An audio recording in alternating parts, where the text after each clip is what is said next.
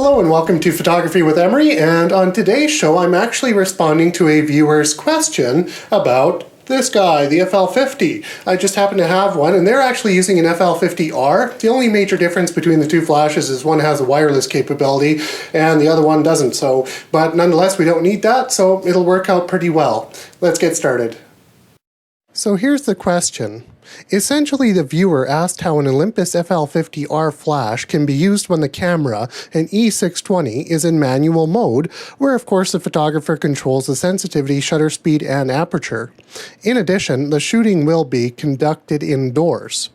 Before I move on, please keep in mind that I'll be giving some basic guidelines. Lighting can be quite complex, so the settings and techniques you see me using may or may not work in your specific case.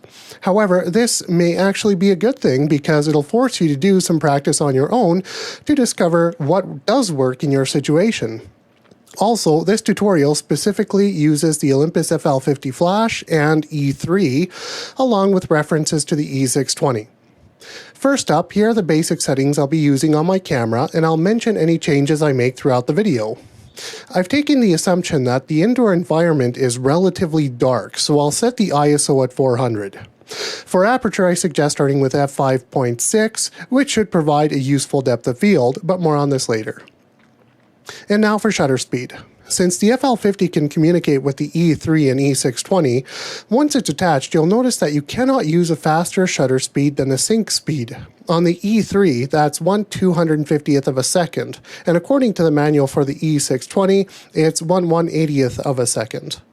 Since people will be the primary subjects, I'll suggest using 1/180th of a second, which should prevent most image blurring from occurring due to shaky hands and people moving around slowly. Now let's examine the FL-50.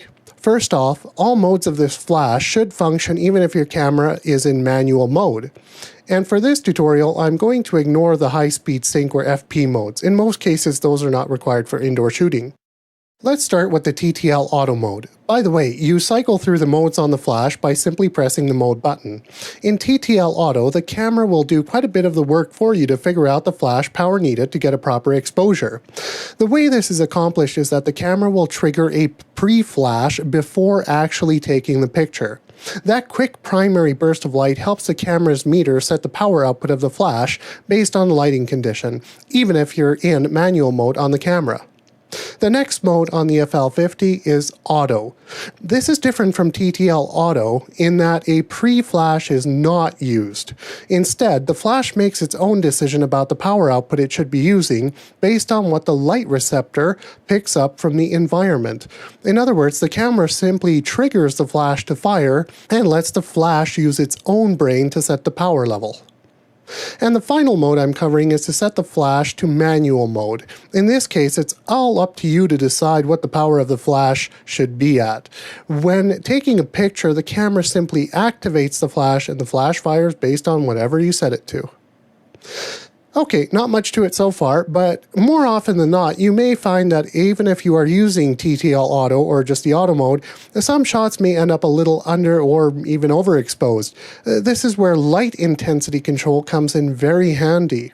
On the E3, I simply hold down the flash button and turn the control dial to raise or lower the power output. Since I don't have an E620, I looked up the manual and it appears you need to hold down both the flash and the exposure value buttons at the same time, then turn the control dial to adjust the light intensity. There is also another way to do this, however. If you hold down the mode button on the FL-50 for about 2 seconds, you can activate a menu where you can enable the light intensity control on the flash itself. As you can see, I turn the first dial to locate this mode, and then I use the second dial to turn the light intensity control on or off. Press mode again to exit the menu. So if you prefer to set the light intensity on the flash instead of using the camera, all you need to do is turn the second control dial to make the adjustment. Keep in mind though that if the intensity control on the camera is also used, and you're either in TTL Auto or Auto Mode, then the two values are combined. So I recommend that unless you really need it, use only the camera or only the flash to adjust the light intensity rather than both. Now, assuming we use the TTL Auto Mode, which is likely to be the least hassle as the camera does most of the hard work to determine the overall flash power output for each shot, the photographer's task will be to keep an eye on the image preview to see if any adjustments are needed to the light intensity. In addition, you don't have to worry much about the distance between the flash and the subject, and the same goes if you make changes to your aperture. The camera's metering system will help there too. As a tip, turning on the histogram feature when previewing images may also be helpful, as it can be used as a rough guide to see if the exposure is about right. So if you find that when you're close to a subject and the photo is a little overexposed, then you can reduce the flash's light intensity a little and take another shot. Finally, I'd like to reiterate that if you are using TTL Auto Mode on the flash, changing the aperture on the camera to reduce or increase the amount of light going through the lens may not have the desired effect of changing the exposure. This is because the camera will simply compensate for the change and power the flash up or down as necessary. Only if you have your flash in manual mode will changing the aperture make a difference in the exposure, assuming the flash power is kept the same from shot to shot. Well, I certainly hope you found that tutorial on the FL-50 useful, as well as everyone out there who has a similar setup.